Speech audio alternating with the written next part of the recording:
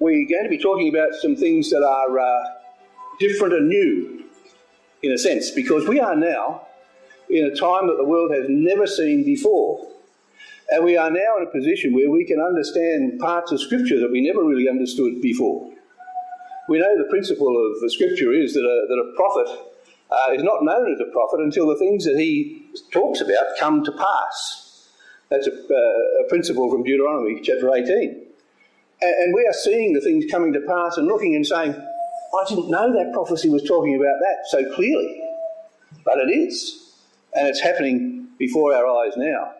The 7th of October 2023, who knows what happened then? Hamas invaded Israel, and what a terrible, terrible slaughter that was. The world has changed dramatically. It has never been like this before. The world has changed brand new that day. And everything is changing rapidly now, so rapidly it's very, very hard to keep up with it. And so what I'll be presenting tonight is as up to date as it can be. But what it's talking about, particularly tonight, when we talk about the year of the ballot and the bullet, the ballot, of course, we're talking about elections, and we're going to see that 2024 was an unprecedented election year all around the world. And the bullet, and of course there are wars going on everywhere, but look, what ballot stands out in your mind in 2024? Trump, the election of Donald Trump. What bullet stands out in your mind in 2024? Trump. So this is a year where things have happened that are quite dramatic and have changed a lot of things and brought us to the time, I believe, at the time of which we've just read in this particular chapter here in Matthew chapter 24, which is one of the three records of the Lord's prophecy on the Olivet prophecy on the Mount of Olives just before he was crucified. And you read there in verse 29, immediately after the tribulation of those days shall the sun be darkened, the moon shall not give her light, and the stars shall fall from heaven, and the powers of the heavens shall be shaken.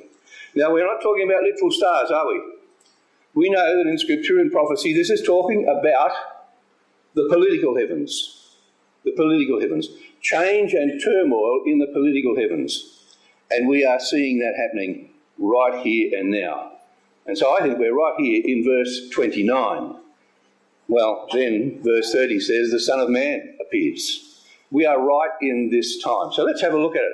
The year of the ballot and the bullet. Now, they aren't my words. Actually, they're a commentator who wrote quite an interesting series of articles about elections in 2024 in particular, and about wars in 2024. So it's a good summary of our year that we've just had.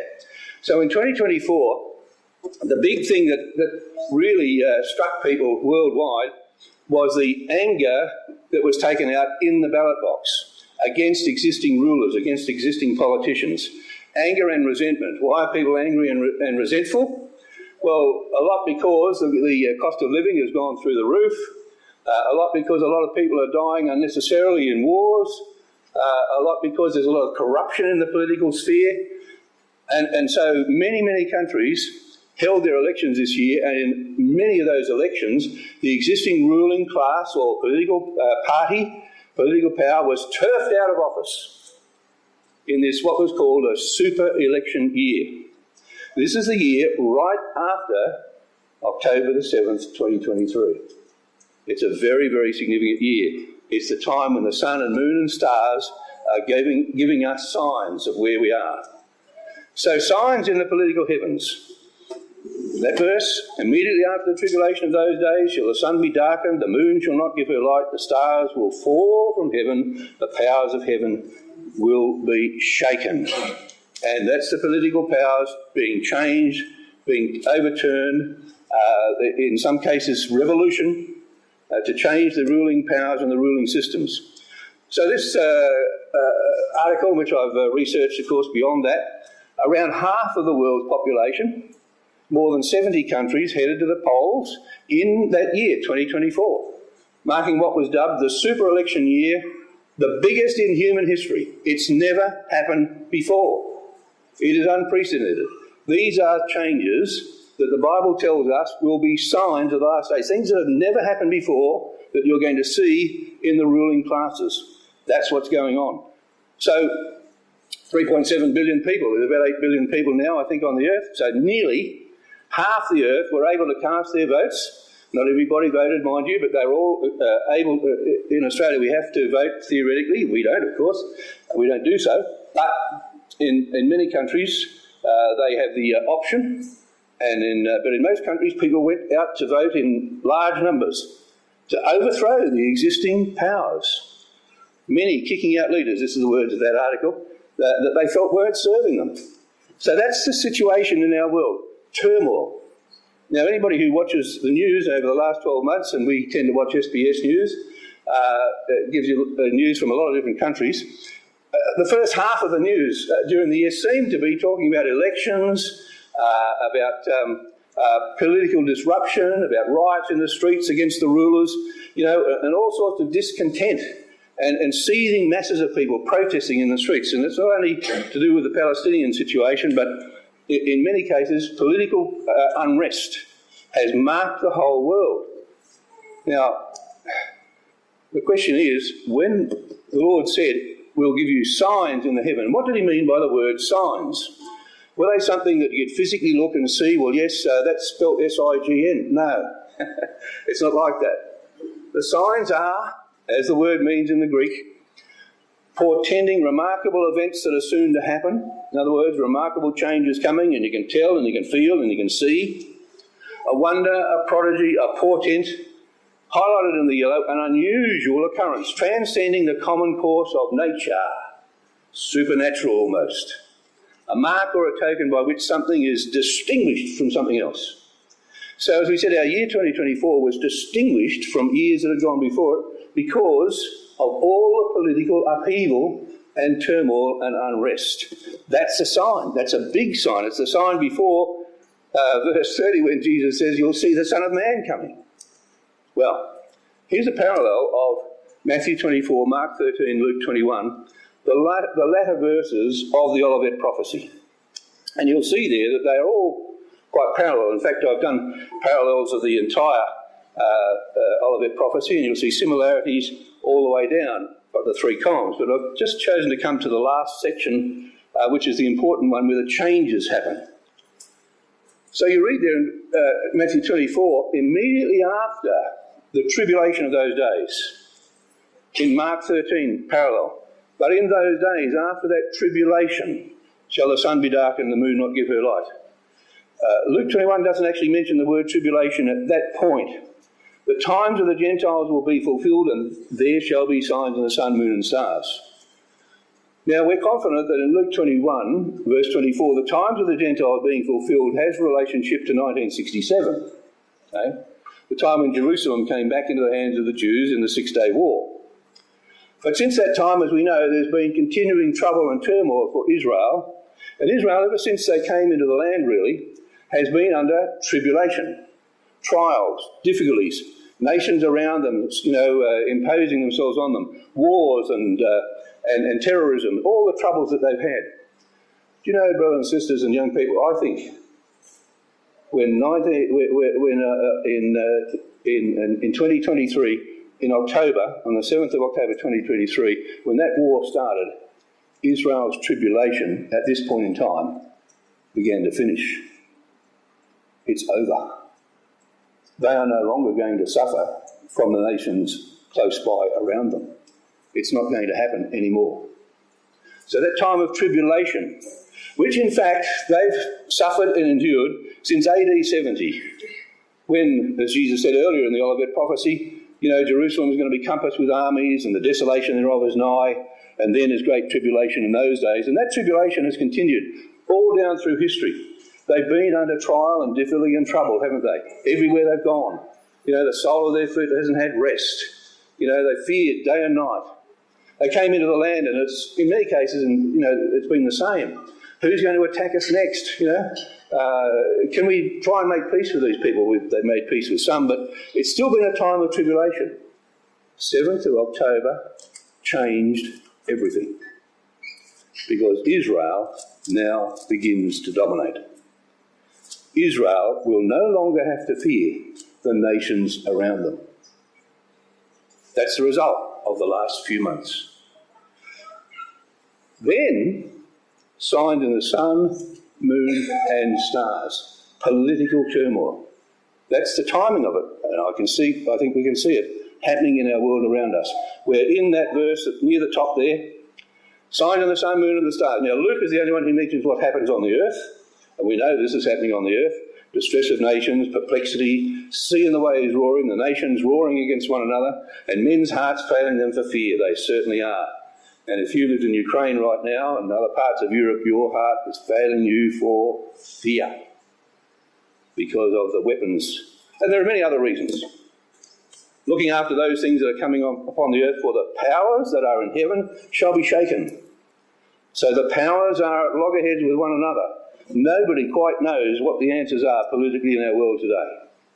Now, some of you may have seen videos of me talking about the prophecies in Daniel chapter 11, but I just want to give you a brief summary. Daniel chapter 12 in particular. Daniel chapter 12 has 3 time periods that we're being given. 3 time periods which can be easily related and put together once we get the basis of them. The basis of them is that these time periods begin when the abomination of desolation, the last abomination of desolation, is set up in Jerusalem. The abomination of desolation is something set upon the Temple Mount where the temple was that stops people being able to go up there and worship. It's an abomination that desolates the holy place.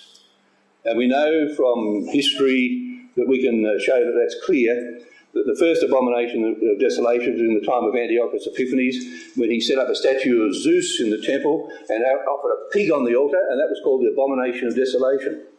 The people couldn't go in and worship there. It was defiled until 3 years later when the Maccabees drove the Greeks out and rededicated the temple, and so instituted the Feast of Hanukkah, which starts, by the way, in 12 days' time this year. It's a memorial over 8 days of the re-establishment and cleansing of the temple when it had been defiled by that abomination of desolation. Jesus said the next abomination of desolation you're going to see, look at Daniel, he talks about it, is when the Roman armies come in and desecrate the temple, which they did around 70 AD, as we know. And then there's the third abomination of desolation, which is mentioned in Daniel chapter 12, which is the Dome of the Rock, built right on the Temple Mount. It's an abomination so that nobody can go up there and worship. And for, 1,260 years, near enough, nobody could go to worship, if you were not a Muslim, to worship on that mount. So the 3 time periods in Daniel chapter 12, verses 7, 11 and 12, 1,260 days, times and a half, which is 1,260 years, in prophecy, until the scattering is finished. Then there's a period of 1,290 years from the time that the abomination that maketh desolate is set up, and that's 688 AD, when that Dome of the Rock, where the foundation was laid. Go 1,290 years, and there will be free access for all peoples to go and worship. Well, in theory that happened, but in reality it hasn't fully developed yet. Because in 1978, the first peace agreement between Israel and the Arab neighbours was with Egypt, and the president of Egypt said, we're going to make the holy places in Jerusalem acceptable and accessible to everybody. Well, it didn't happen. It wasn't long after that he was assassinated because the Muslims didn't agree with that position. But from that time, there has been a means whereby a few people, every now and again, could go up to the Temple Mount and worship. Although the Arab law was, when you go up there, you're not allowed to take a prayer book, you're not allowed to wear a prayer shawl, can't wear your little Jewish hat, you can't look like you're worshipping. But that actually has changed more recently. And in fact, this year, on one occasion, which is an occasion when the Jews remember the burning of the temple, a particular day, 2,000 Jews went up and actually worshipped. They laid down on the ground, they prayed, they sang, they danced, right in front of the Arab Jordanians who basically have said, well, the rule is you're not allowed to do that. But the Jews are more and more worshipping. So we come to 1335 years, which is the last time period given in the prophecy of Daniel, Blessed is he that waiteth and cometh to the 1335 days from, if you work it out, from 688, that comes to 2023, the year 2023. And in the very next verse, Daniel is told, I'm not going to tell you any more time periods, Daniel, that's it. Go thy way, rest, and stand in your lot at the end of the days. Resurrection. Now, Daniel 12 begins with the resurrection and ends with the resurrection. You know, that time many that sleep in the dust of the earth shall awake and come forth, and some to everlasting life. We hope we're amongst that great number. That's the end of the days. So we're in that time called in Daniel the end of the days. What happens in the end of the days? In the New Testament, it's called the end of the world. And at the end of the world, Jesus says, the angels go forth and collect everybody to resurrection and to come to the judgment seat. That's what he says. That's the end of the world, the end of the days. So we're in that time. And the signs that we're given are political, right at the moment, in the political heavens. So that period of time, as we said, time to the Gentiles fulfilled in Luke 21, certainly in 1967.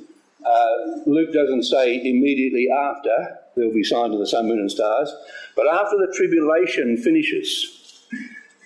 After the tribulation, Matthew and Mark say, after the tribulation, after all the trials and troubles for Israel, then you're going to see big signs in the political heavens.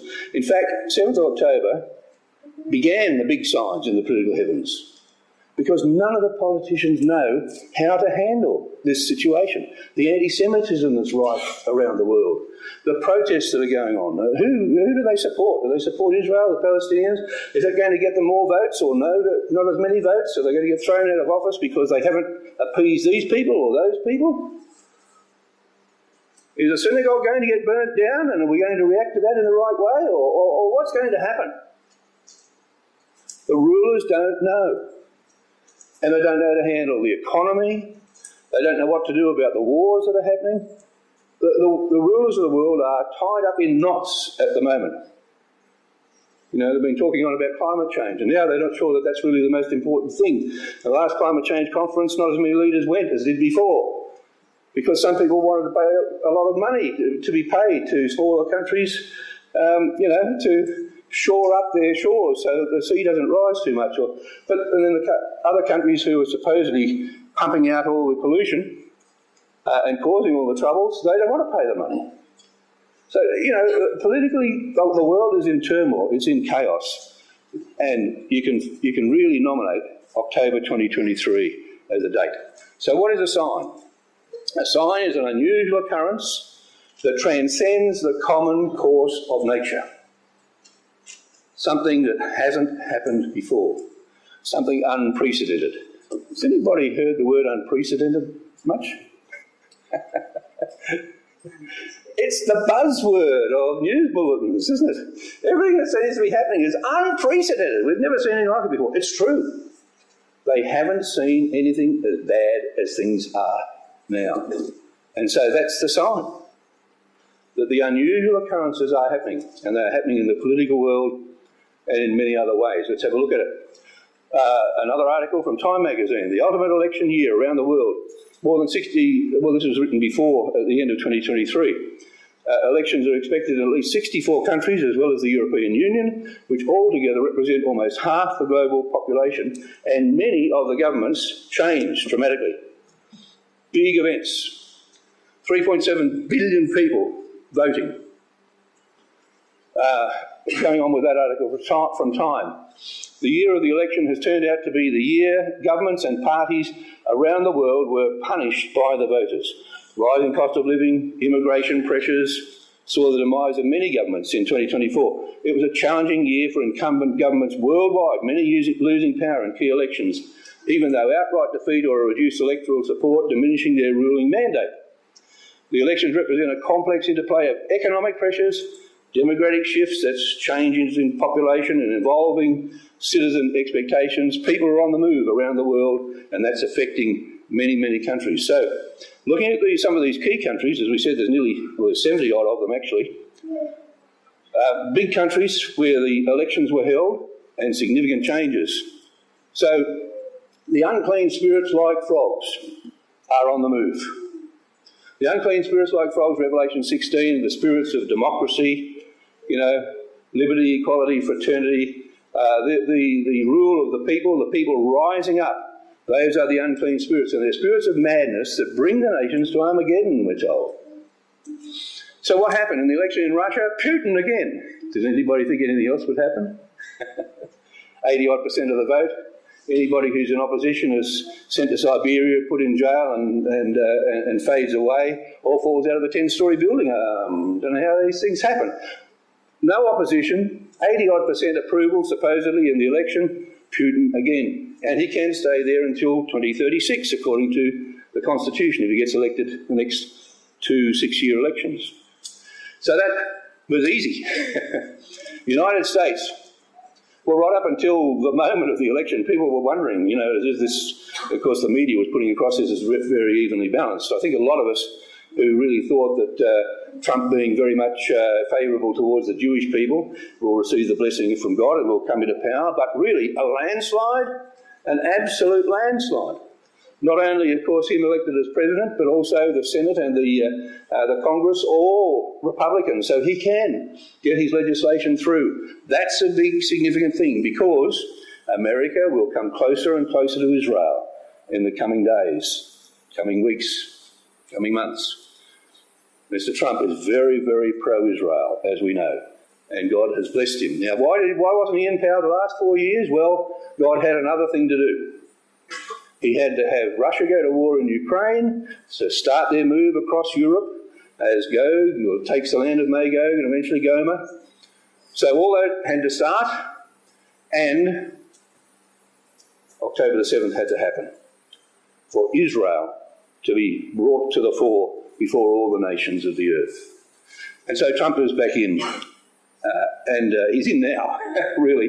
The world is already changing dramatically because of his policies that he's already put forward. And he's already meeting with other leaders and so on. In the United Kingdom, the Conservative Party, who were flipping and flopping around and had, held the vote to get out of Europe, the Brexit vote, but hadn't really implemented it very well. And people were feeling the pressures of the cost of living over there. So the Labor Party got in with a landslide, a huge majority, far more than the Conservatives got under Boris Johnson. That was 80 seats. There's 170-something seats. And yet as soon as they get in, people find out what they're like.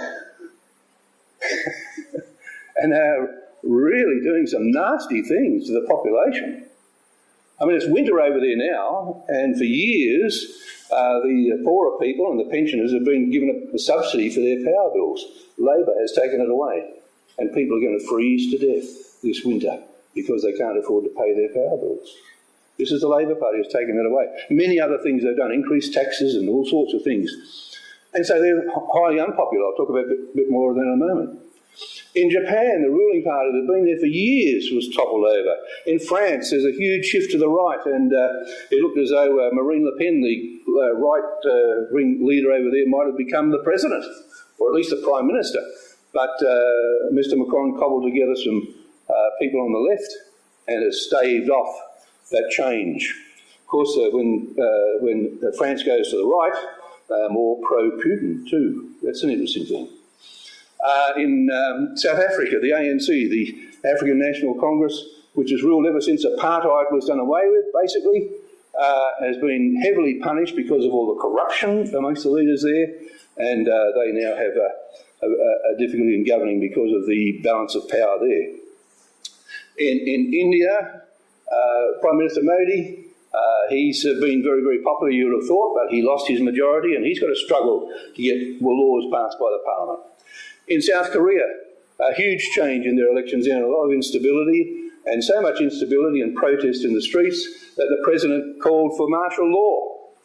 And that lasted about 6 hours, I think, until the army turned around and said, no, we're not going to impose martial law. We're going to impeach you, Mr. President. And that's what's happening now. So, it's all over the place there as well.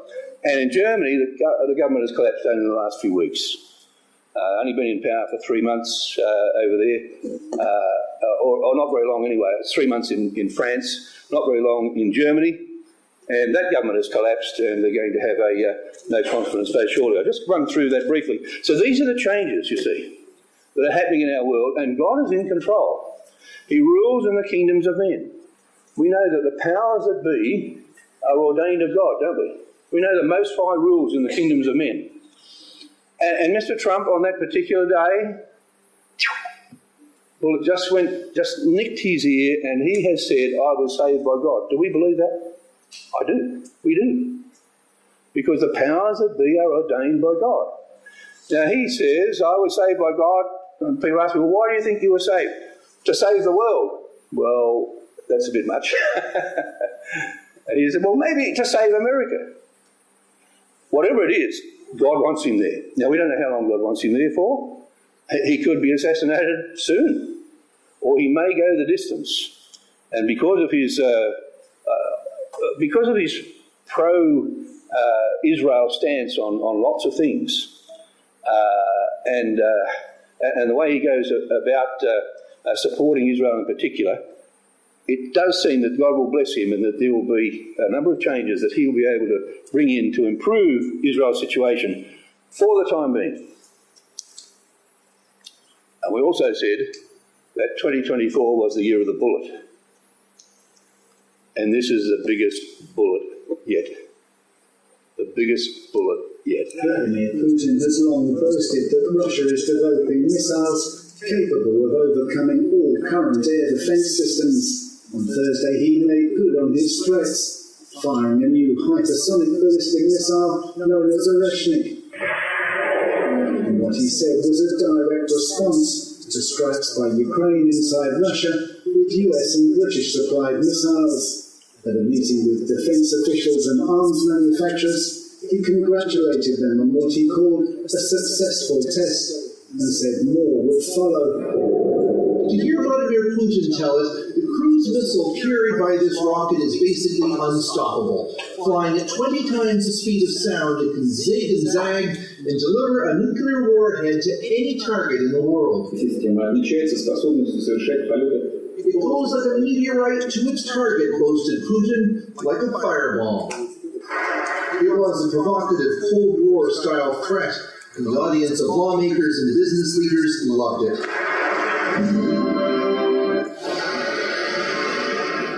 The animation is sobering. Russian missiles that could circumnavigate the planet. Nuclear-powered cruise missiles hugging the terrain that could fly effectively forever, with targets that could be anywhere. He's no bluff. Putin says he's not bluffing, and he's right. He can do this. There aren't many things that Russia can do well. Build big missiles and with large nuclear weapons on them that can destroy our country. They've had a lot of practice. Russian media said the new missile, fired from the southern Astrakhan region, could reach the Polish capital in just 12 minutes, Berlin in 15, and London and Paris in 20 minutes, raising concern among some European leaders.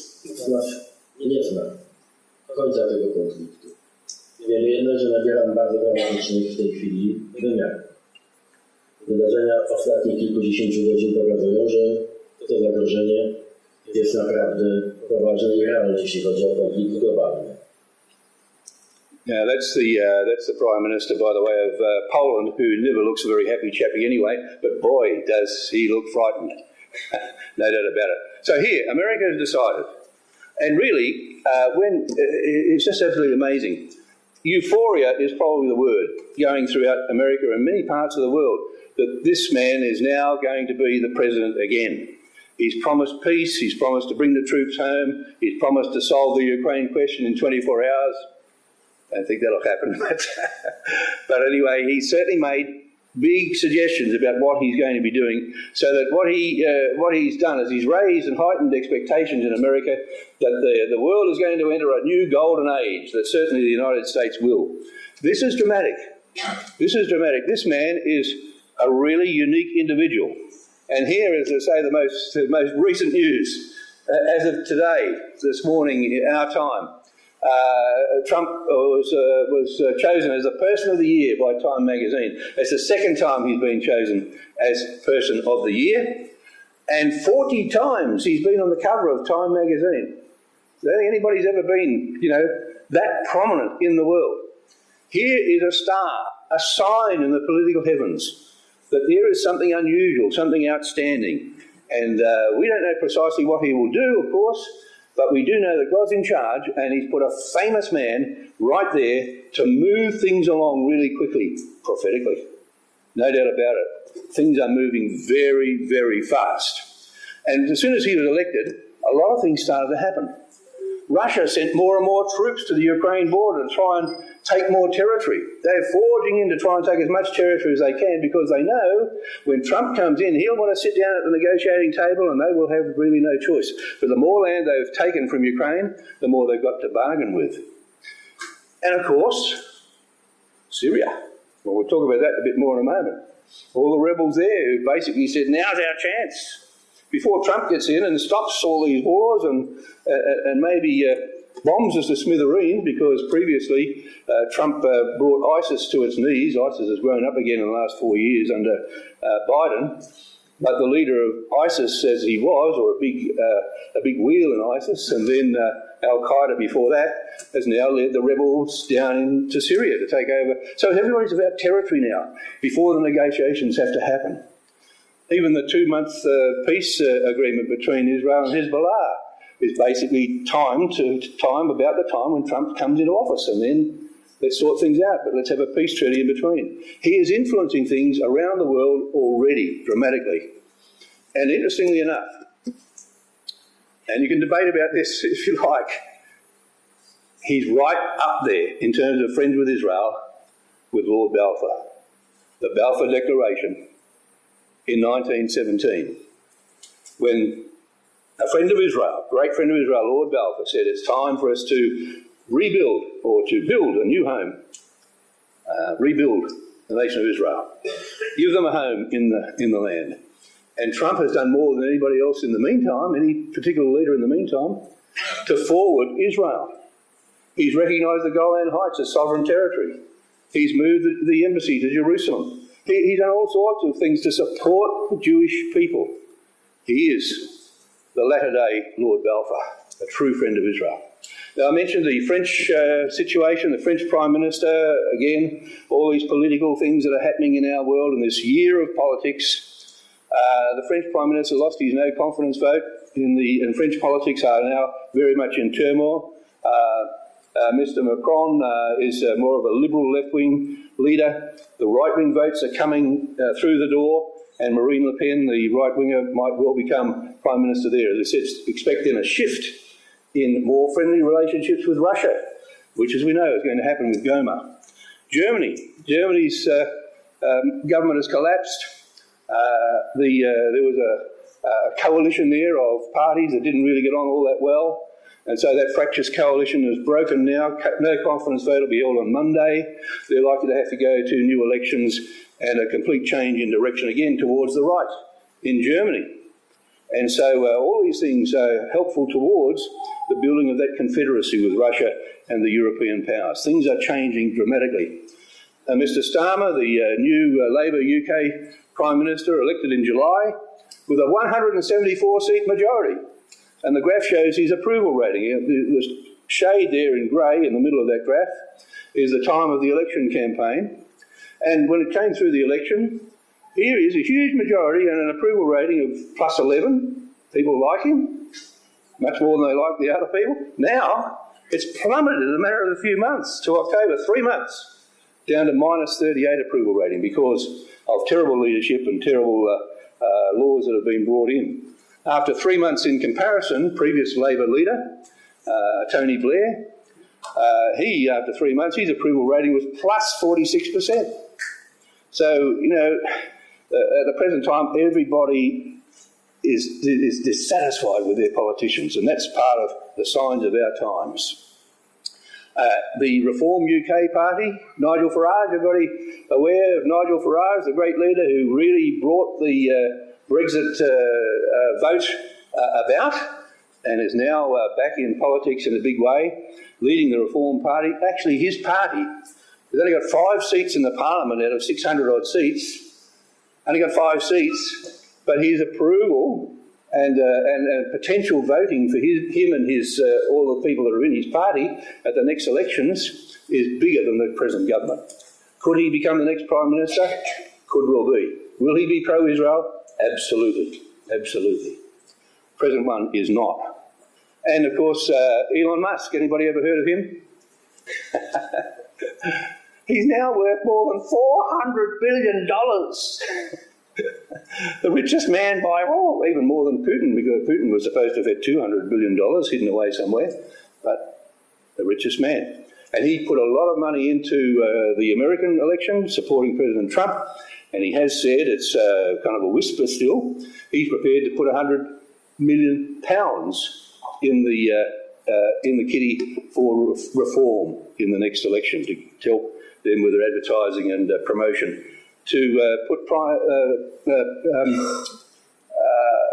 Nigel Farage in the Prime Minister's seat. What about on the other side?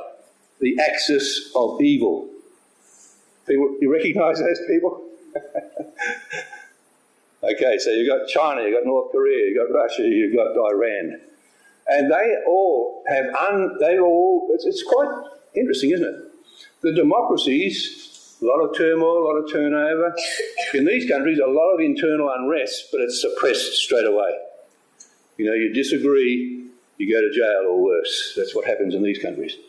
And they stay in power for a long time. The longest that an American president can be in power is 8 years. In the case of Trump, 4 years, missing 4 years, another 4 years, that's the longest he can be in power. These people can virtually arrange things that they can stay in power for life. Well, there's one Western leader who's challenged, yes, but got long-term power. And hasn't he been magnificent as a leader? Absolutely magnificent. And of course, Netanyahu, 17 years all told, he's been in and out of power a couple of times, but he has the maturity, he has the vision, he has the determination, the resolve to put Israel where it needs to be. God's put this man there. The Most High ruleth in the kingdom of men, and he's put Netanyahu there.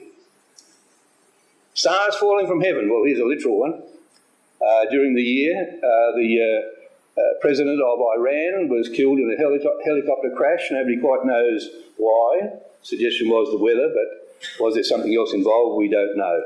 No matter. But God said, no, time for that one to go. Signs in the sun, moon and stars. And the stars will fall. Stars are falling, no doubt. Stars, leaders of Hamas and of Hezbollah, look at the numbers there, all, Israel says it nicely, eliminated. They don't use the word assassinated because they think assassinated is too good a word. You know, these people don't deserve to be well enough thought of as to be assassinated. We eliminate them, and many, many of them. And that certainly has helped Israel. Israel, in terms of their dealing with the terrorists, early on in the war against Hamas, they were really just fighting soldier to soldier, you know, soldier to soldier. You know, go to one house and shoot, and another house and shoot, and maybe a tank would blow up something, and soldier to soldier. When Netanyahu went to America and met with President Trump at his place in Mar-a-Lago, it was only a week or so after President Trump had been shot in the ear, and they talked about assassinations. And Netanyahu was reminded by Trump, remember what we did when I was the president? We assassinated, we took out the leader of ISIS, and ISIS fell apart.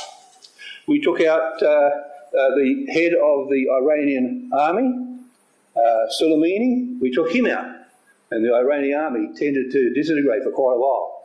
We took out the chief atomic weapons scientist, and that put the atomic weapon program back. Go for the leaders, because President Biden has said, we're not giving you any more heavy weapons. We're not going to give you any more heavy bombs. You're bombing out too many people all at once. So they're only given, lighter weapons. And I think they agreed between themselves, because soon after Netanyahu went back, they started taking out the leaders. Smaller weapons required, a rocket at a particular place, or a bomb here, or some sort of gun, operation to take out the leaders, and that's helped them fall apart. The other, of course, was anybody carrying a beeper on their belt. Look out. Blew up all the little walkie-talkies and things. Wow! Amazing. Nobody would have thought of that. Israel put it together. And so they decided that if you take out as they call it now, the head of the snake, that will take the snake away. And that's what they've concentrated on doing, concentrating on the head. Now, falling star. Last couple of weeks now, we said the stars are going to fall from heaven. Watch a falling star in Syria. There on the left, the former president of Syria, who was president up until a couple of weeks ago. Everything seemed hunky-dory. Along comes the terrorists. And by the way, he might be considered the leader, but there are something like 28 different factions of terrorists, all prepared to cut the heads off. Sorry to say that.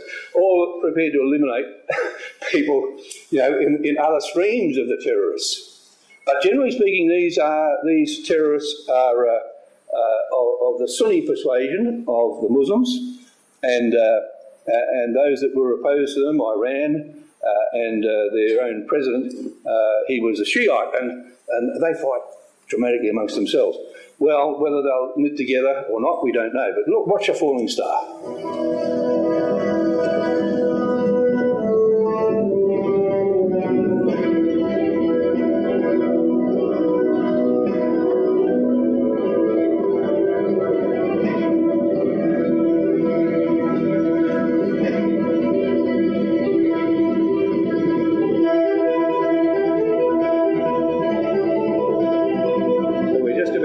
After this started, this civil war, rebels are closing in.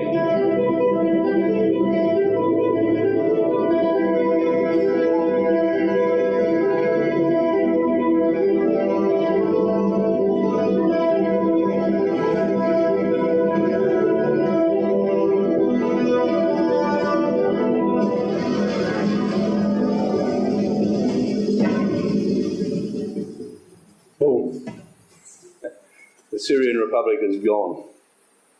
President Assad is gone, and the rebels in the grey have taken over the whole country as quick as that.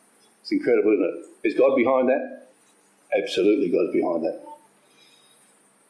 A great enemy of Israel, where all the bases for Iran to send their weapons down through Syria into southern Lebanon for Hezbollah to use, send them down for Hamas to use, bases used by the Russians, bases used by the Turks, all sorts of weapon stashes and chemical weapons, all now gone.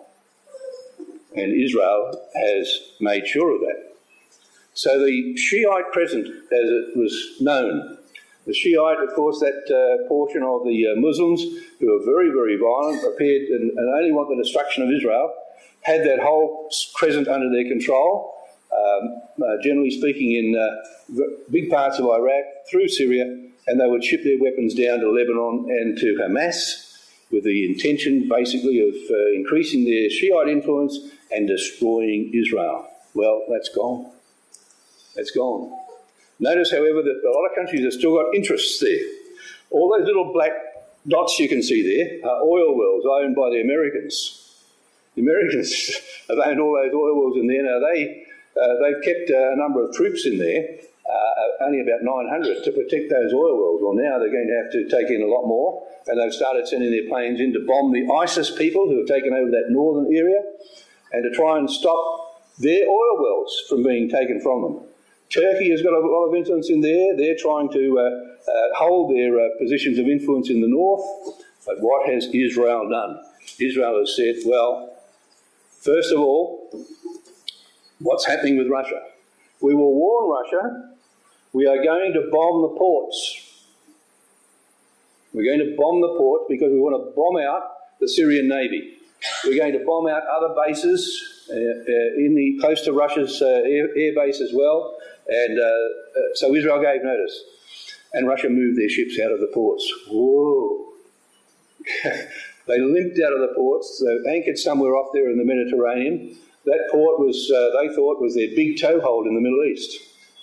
And the ships are now well out of the port, and Israel has destroyed the ships of the Syrian Navy and many other facilities for weapons right throughout Syria. But what are we told? Russia's going to come back. Now, this is what we're told in Ezekiel.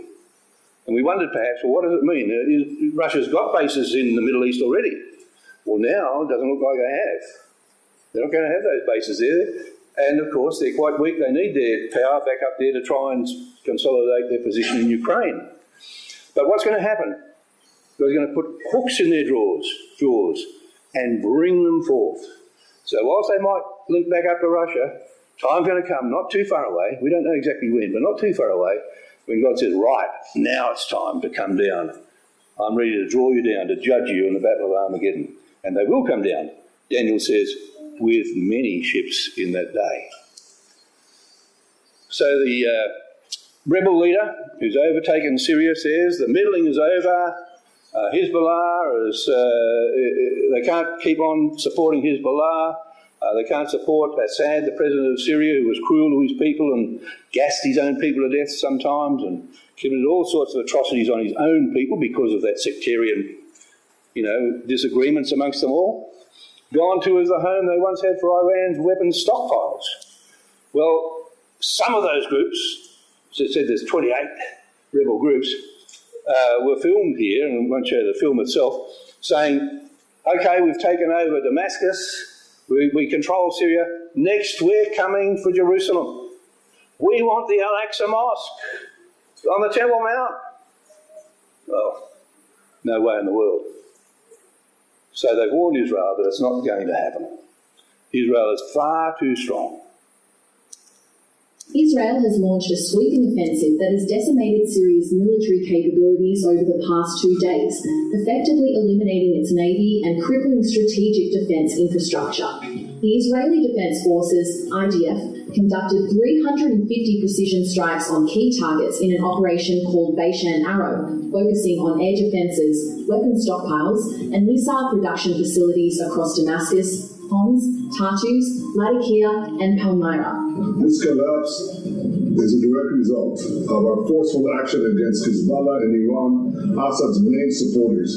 They set off a chain reaction of all those who want to free themselves from this tyranny and its oppression. Among the most devastating blows, the Israeli Navy destroyed 15 ships at Syrian ports, wiping out the country's naval force. The IDF estimates that 80% of Syria's former defence capabilities have been neutralised. Israeli Defence Minister Israel Katz stated that the campaign was necessary to prevent weapons from falling into extremist hands following the ousting of Bashar al-Assad by Syrian opposition rebels. Prime Minister Benjamin Netanyahu extended a conditional offer of cooperation to Syria's new leadership, warning that any support for Iran or Hezbollah would provoke a strong Israeli response. Absolutely. So Israel now is in control. Israel is in charge. Israel is now the master of the Middle East. This is a huge change. And it's all come about since the 7th of October. It's all changed. Israel is now in control. Israel is now ready to dwell safely, to dwell confidently, as the word means. Ezekiel chapter 38, we know, we've been wondering, when's this going to happen? No walls, no bars, no gates. Do they need them anymore? No, they don't need them. Because anything that was likely to cause them trouble within shooting range is gone. When I went through towards Iran a month or so ago, with their jets, they took out all of the air defence systems all through Syria and into Iran.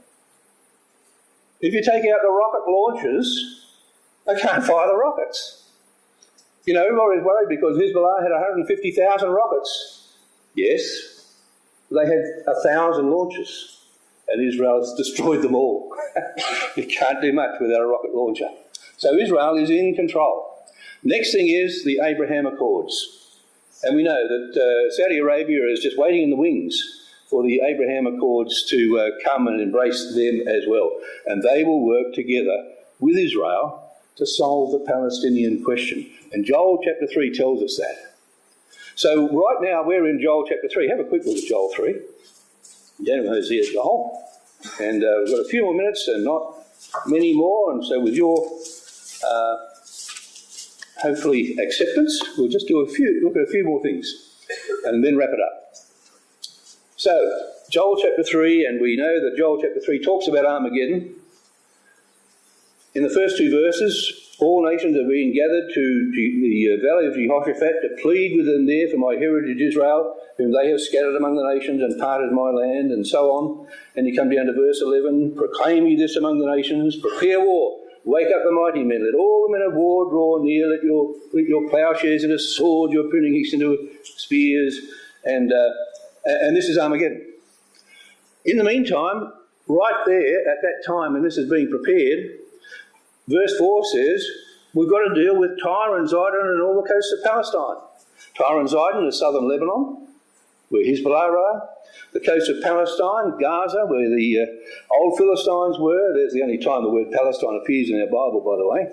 All the coast of Palestine. Those are the Palestinians have to be dealt with.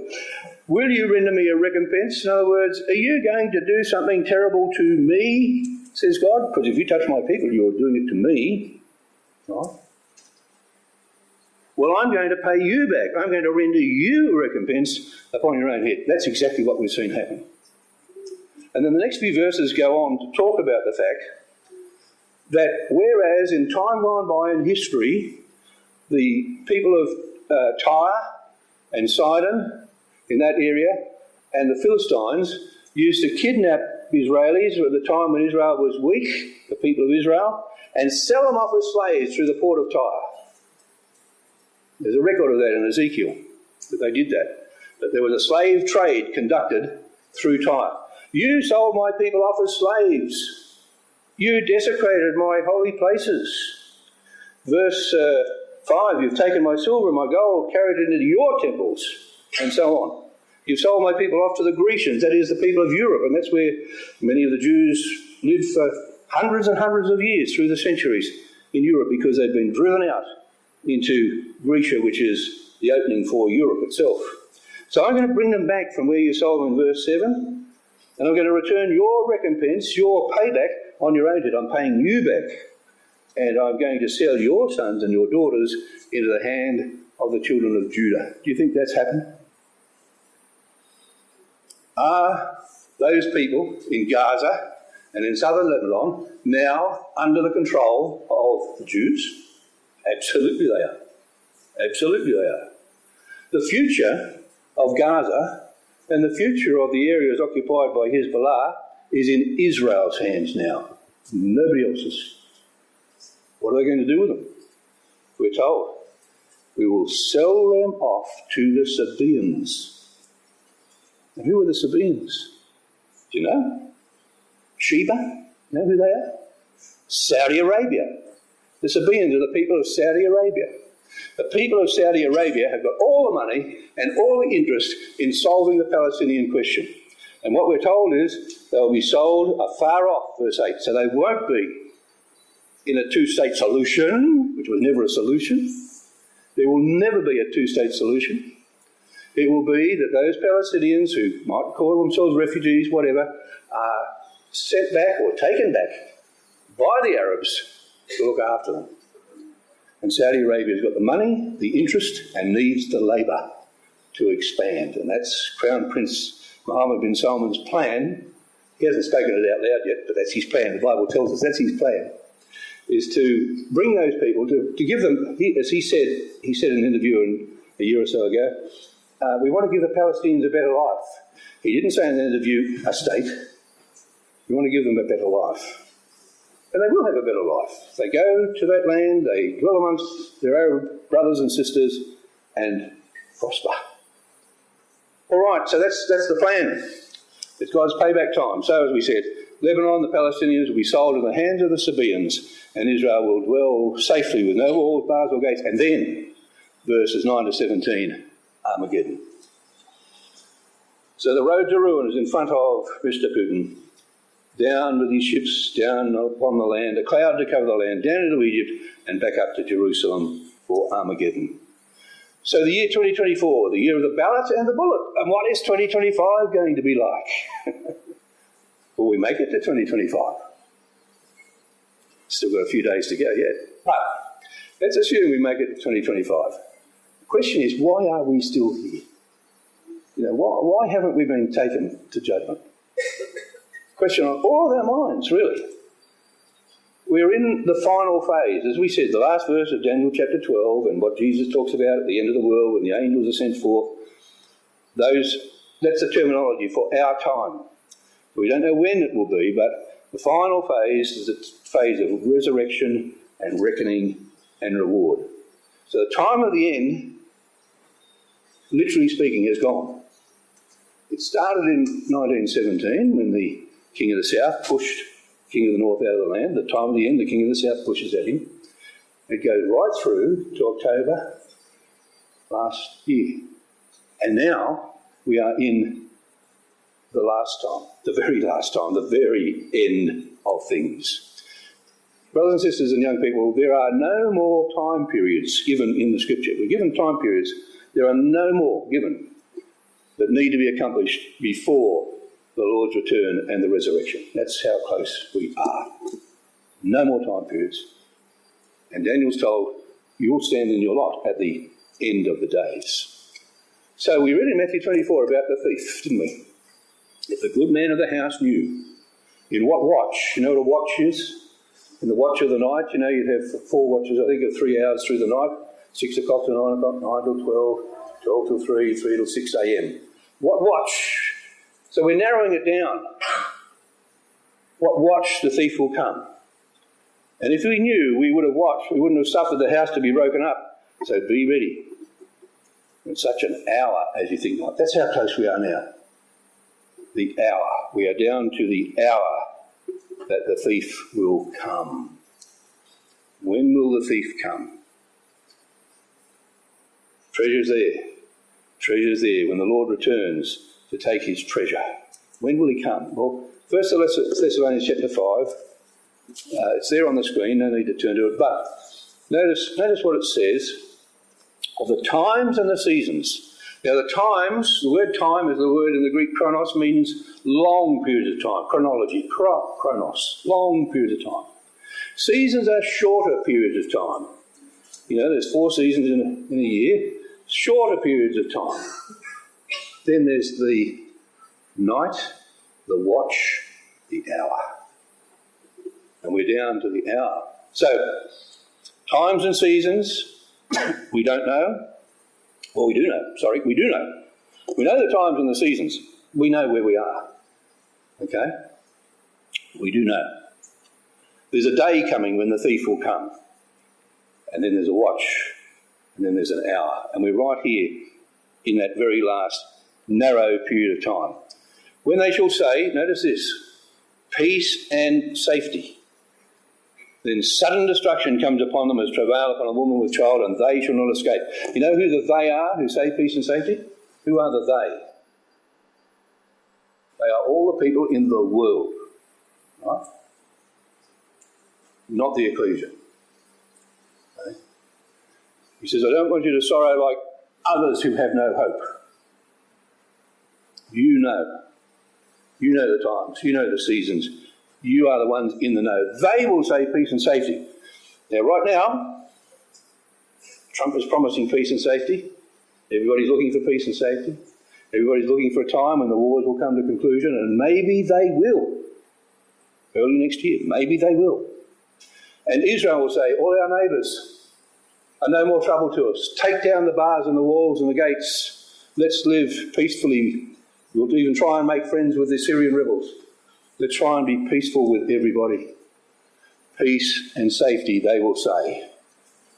Then comes sudden destruction, as travail upon a woman with child. And when Daniel says in Daniel chapter 12, verse 1, a time of trouble, such as never was, that word is related in Jeremiah to travail. Travail of a woman with child. Time of trouble, such as never was. So that's where we are. They shall not escape. So there's the times, the big time periods, we know them, we've seen them all come to pass.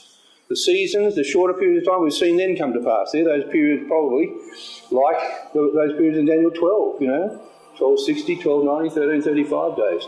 The longer periods of time in Daniel are the 20 years that ended in 1917, the 2300 years, which ended in 1967, the long periods.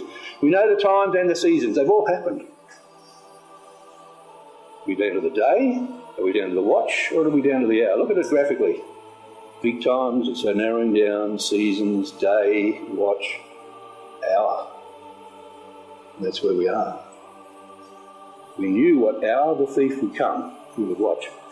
Let's be watching, everybody. And when he comes, are we going to be the treasure that he is seeking?